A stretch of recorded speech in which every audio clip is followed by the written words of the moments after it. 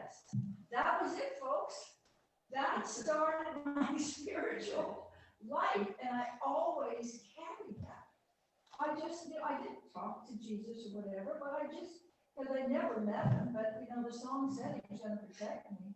So I just always had that love, and then it grew, and I had mystical experiences, where I did see Jesus and other beings I didn't know, but I just have always felt blessed and loved. Until I got into adolescence, and I still had that. I'm so glad I had that, but it's a time of questioning and being challenged and really knowing, are you lovable when that's not a lovable period, and it's even worse now with kids growing up and active bullying and everything else. Is everything okay? They're like playing with the iPad. Are we good? Yeah, okay. All right. So I started, getting into different studies. Oh, yeah, I did. Why? What did I want? But I read my own little revised standard Bible that my grandma had, and it was so helpful. It carried me through everything. And I really believed in the power of love. I would ask God. I'd ask a question, but it had to be yes/no, right? A yes/no question.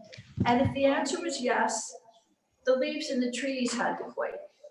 And if it was no, they wouldn't quake. And that was like my first form of guidance. My first form of meditation. We had kind of a house. My dad was gone. He was a pilot a lot. My mother was like single mother with 4 children. I was the oldest, so that meant a lot of pressure on me sometimes. But I lived near the ocean, and I would escape, and I would go to the rocks. And when it was medium tide, which it usually was, it was never like high tide or low tide usually, I could climb out to Mermaid's Rock. I could sit on it, and I lived on Long Island Sound. So I watched the waves rippling. They were only about this big, but they would just come in. And they would just come in. And I learned later in mantra meditation, that's, a repetitive sound, vibration, whatever is a form of meditation. And I would recharge and I would go home again. And I never felt alone. So we never are alone. I have done many different things, and a lot of them, and maybe all the fellowship game, which is kind of like an oracle. People can ask a question and they go to a terrace and they get answers from different terraces that are relating to what's going on for them. And that was a wonderful thing. Well, I became a mediator in 1998. Actually, it was the year that I became an ordained minister. And it was a year that I went from Wendy. Well, I went Wendy and then Leah. And then Paul said, at your next initiation, take on the name Annaleah. And actually, he said I could have done that when Christina was baptized. So I waited 2.5 years before I went public. And then, so I became a minister as Annaleah Atkinson and became a mediator. So I immersed myself in conflict because actually I remember Paul Solomon doing the reading for a dear brother of ours, late brother of ours, Russell Robertson. He said, become a mediator to him. And I remember asking him what that was. He says, well, instead of going to court, you go to a mediator and you resolve things. And I thought, well, that makes sense. And so I did that. And I've ended up the last 3 years, most 3 years, 4 of my life, being the director of the mediation program that served the Hawaii State Judiciary for the county of Kauai, where I live. Well, I retired from that. And then I said, okay, God, I give the rest of my life to you. It's time. I know there's not that much left. Well, maybe there is. But anyway, I've sort of lived my bucket list and I love you and I'll go. And I had planned when I quit doing, there was a lot of cerebral and a lot of administrative work. We were going to see Tom Carpenter and Linda Carpenter, who are great teachers of A Course in Miracles. Paul introduced us all to A Course in Miracles in 1977. And we really learned that we absorbed it and we liked it and we studied with him. And so I'm like, that'll be the perfect, relaxing, like a spiritual retreat, because they had slowed down. We weren't doing that much. And I go there, and what a surprise. Tom had been very ill. He had COPD and was on oxygen for 10 years. And he fell in the bathroom about a week before we were supposed to get there, grabbed onto the towel rack, cut his hand. He was bleeding in the bathroom. The other side of this is his wonderfully able wife, who used to talk to dignitaries and arrange gatherings and write all his books and get it together, was suffering from severe Alzheimer's. She couldn't get him up, but she didn't think to call 911. So Tom is just bleeding out in the bathroom. So luckily they had arranged for a woman. It's so many luckilies. But this is all proving that we are loved. God loves us. Miracles happen all the time. So they had arranged for a woman to bring dinner over, and she'd usually come around 4 o'clock. But she got waylaid. She was late, thank God, because the accident hadn't happened yet. So she gets there about 5 o'clock, and she's able to see what's going on because Linda answered the door. She was fine to do that. And I guess Tom was calling for help. So anyway, he got taken care of. We got a call. We don't know all this is happening yet, from both Tom's son and Linda's son went to the house because Linda couldn't go to the hospital and Tom needed to be in the hospital. Anyway, so we get the call. Will you could come anyway. A day or two later, the septic system at the house where we were supposed to say got overflowed. They didn't have a place to go, so they were moving to where Linda's sister lived down the road. Luckily, she was in Maui. Perfect timing. Perfect timing. So we said, okay, we'll come. We'll be fine there. It's all right. We had planned to spend a week with them, then see other people in that area, including my cousin. Well, that was March 2nd last year. COVID hit. Nobody wanted to see us. We had just flown on an airplane and they were like at ground zero. So we're like, well, we could actually stay 2 weeks. And the son's like, well, that's good because the family's kind of burnt out on taking care of you guys. And we really need, you need to get yourself in a nursing home. You need to get care, live in care, or go to a home. Well, they didn't want to do that because they would have been split up. Who wants to do that? So Tom offered us the job to take care of them because we had mortgage to pay, life to live, and everything back in Kauai. And I said, well, and this is Tom. And I said, I have to ask my source. And so we asked and we came back and said, yeah, we'll do it. So I said, Tom, I just retired. He laughed and went, 4 days. Okay, big joke. 4 days. So we took care of him and loved him and helped him in his darkest hour. He passed May 8th, helped Linda in her darkest hour because without Tom, she was lost. I mean, she was literally lost. He had been her rock. She had to transfer that. Well, we managed to get through all that. And then we go home, we have to be quarantined for 2 weeks. And I was like, what can I do? As we came into Seattle, COVID hit. As we left Seattle, which was around June 1st, you know, that was when all the rioting was starting, Black Lives Matter and everything. And I'm like, okay, God, what can I do? And so I'm like, all right, there's a group consciousness that we all share. You know, there's the ego consciousness, there's our spiritual consciousness where we're one, we're all interwoven together. We are always that never changes. On the earth plane, we enter kind of a dream state, but it's a collective dream state. And there's a collective unconscious or subconscious, I think is what Jim Norris corrected me to say. And so all of us receive from that, and whatever we put in goes there. Now the subconscious records everything you see. Everything you feel, everything you touch, everything you taste, all your senses, it only focuses on the one that is loudest at the moment or the one you direct it to. So I put, well, we're going to get some little bites of information out in the world, and we're going to make them in public places so people can, it'll get into, even if I'm the only one that uses this, it'll get into the subconscious mind of the people that drive behind me. And I made bumper stickers.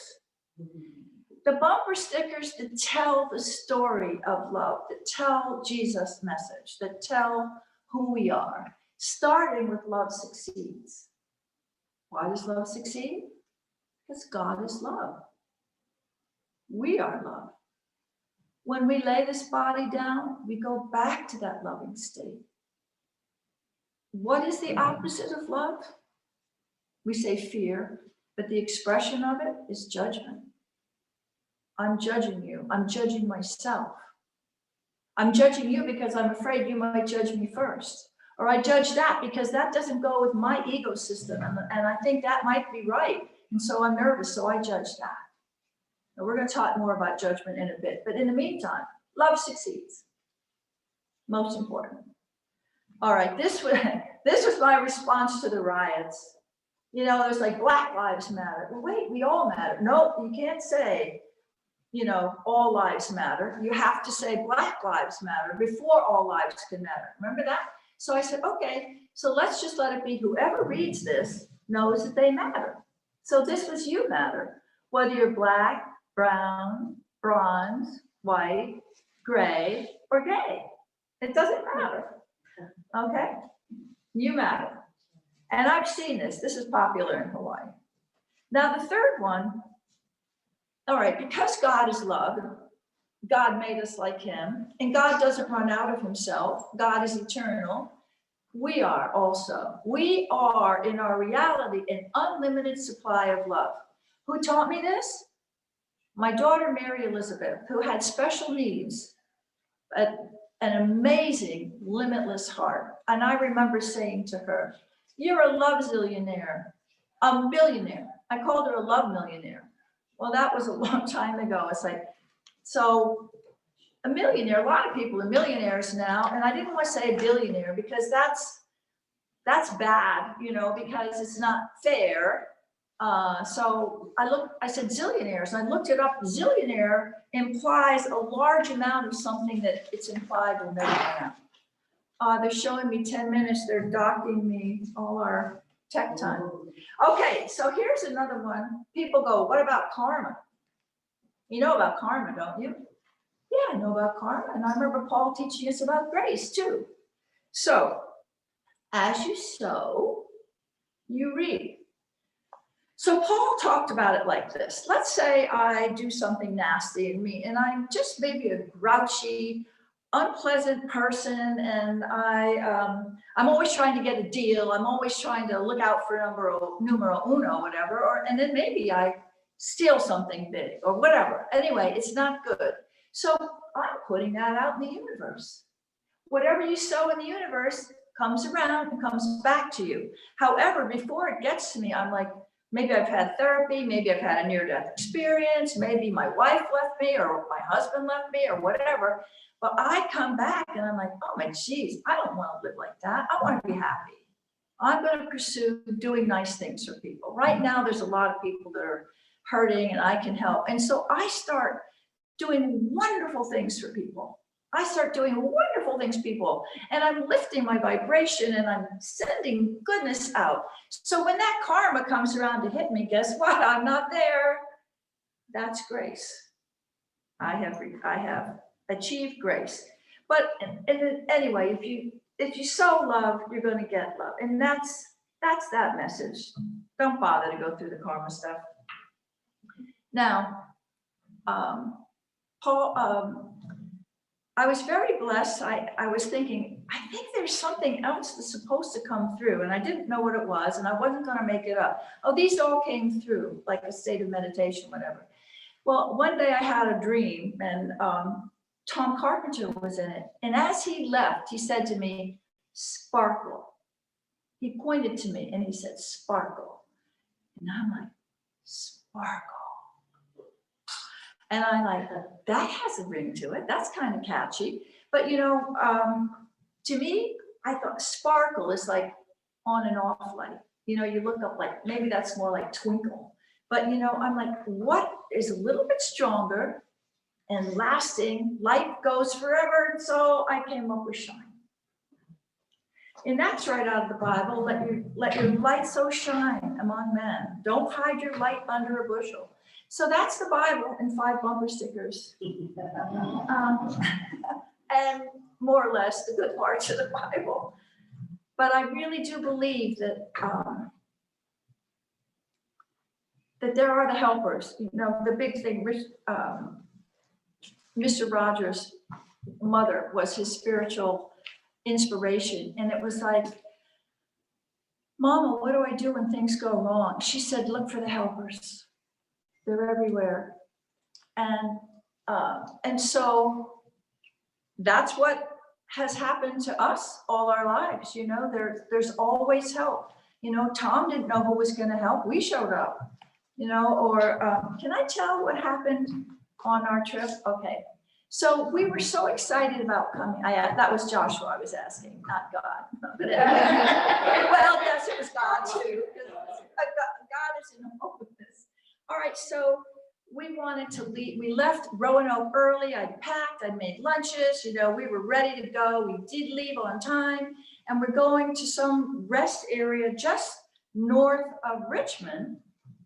And we go to the bathroom, and then he's quick as a whiz, so he just goes, you know, before me.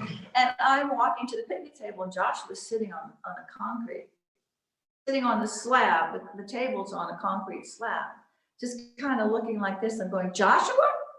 And he's going, Joshua. And so I got there as fast as I could rumble up the hill. And I got there, he goes, I had an accident. It might be a 911 call. I hit my head. I'm like, okay, I'm fine. You're fine, God. And then I did catch myself. I put my hand on him and I said, we're going to be fine. You're fine. And then I ran to get my phone, you know, in the car. And I came back. The helper was a groundskeeper. He came and he saw Joshua. I propped his head up. I put my jacket under his head, and he came over. He goes, "You guys all right?" And I said, "No, I'm about to. How do you call help here in this area?" You know, and he goes, "Call 77 star, or yeah, 77 star is what he said, which is a state trooper." So I called 77 star, and then they called 911. And it was, so I was just there. We were just there, and the groundsman said, "You're going to be fine," you know, and we were there. And then another man came up, and he was there, and then he left. And then I noticed somebody walking to us. I was a little nervous about this person. He had a German Shepherd, and I'm here in kind of a vulnerable situation with my Joshua, who I was taking care of. But then I saw him look at the guy. The groundsman was like 50 feet away. He never left us, seeing us. And he was there, and he looked, and the guy saw him, and he walked the other way. The doggy guy walked the other way. Then all of a sudden, the grounds person comes and he says, "I couldn't leave you until help came. Here, the troopers are right here now." And I hadn't even noticed them coming. And they came up, and he looks at Joshua and he said, "Bless you, my brother." Oh my God. Love is everywhere. We are this interconnected woven of love that is our safe place to land. And so the ambulance people came, and they were great, and they took him out, and Josh was talking now, you know, and he's doing a lot better. But we didn't know, because he'd lost consciousness when he hit his head. So he said, "I think I could just go to an urgent care." And they're like, the cops, the troopers say, "Well, let me save you some time here. If you go to urgent care and they say you lost consciousness, you're going to have to go to the ER. Let's just take you to the ER." I said, "Where's the ER? Where's the hospital?" "Here." And he takes another ambulance guy, puts it in my GPS. If anything happens, you can wait right here and follow us, but if we get separated, you've got it in there. I didn't ask him to do that. I mean, I just felt so loved and protected the whole time. And we got here a little bit late. He didn't have to stay very long, but he got here a little bit late. And he'll probably tell in his talk why he precipitated this thing, because that's interesting too. And we were able to go out with our friends and have dinner and visit, and it was like amazing. So God is love. I have 2 minutes. So what I would like for us to do, I only had about 23 minutes with you guys, but I can get it all in because I'm a mystic, and what I want is you to have the experience. I could talk about love forever, but one of the things I will say, when you do get stressed, just reset. And I do that. I tell everybody I know, and people are doing it now. One of the lessons in A Course in Miracles is I rest in God. And what I do is I just lie down on my bed, or, I have an easy chair, but I usually just lie down in my bed and I go, okay, beloved, I rest in you, heal what needs to be done. And when I come back to consciousness, may I know what is first priority, the thing I need to do next. And so I do that. It can be 5 minutes, it can be 20 minutes, and I reset. Because all you have to do is lose that ego consciousness, get back with your true consciousness, and you're reset. Pains are gone, aches, thoughts are gone. Magic, not really, it's love. And when I lie down and I reset, a lot of what I do is to be able to love unconditionally, we have to love ourselves unconditionally. That was what took me the longest time. I learned how to do that by forgiving other people. Now, the Course in Miracles kept telling me to do that. And I'm like, yeah, I got to do all the work here. I have to forgive that. So but I found out I got better at it. Better and better, and it was easier to forgive. What was happening is especially being a mediator, I could see why people did things. I could see what was going on. I'd listen to one side of the story, and with this person, I think, he did that. I never could say anything, had to be neutral, stone-faced, pleasantly stone-faced. And then I'd listen to this story, and he'd say that, oh my God, how am I ever going to deal with it? And so it's like always a silent prayer. Holy Spirit, help me ask the right questions that will help them know what to do. And gosh, I think my record is 75% agreements. So that's really pretty good for a mediator. And I did it with help. And then sometimes there were times I didn't get I didn't get an agreement, but they came up to me later and said, we ended up doing what you said anyway. And so, but because love really works that way. So I learned to trust God and God's love. I was the helper at that time. Other people have been my helpers. But that I have to be open and receive it, and then I breathe it out. I fully feel the love of God. If you feel the love of God, people that are around the room feel it. Isn't that true, everybody? There's 1, 2, 3, 4, 5, 6 people here. That's all there are, nodding their heads. So I hope you're nodding your head too.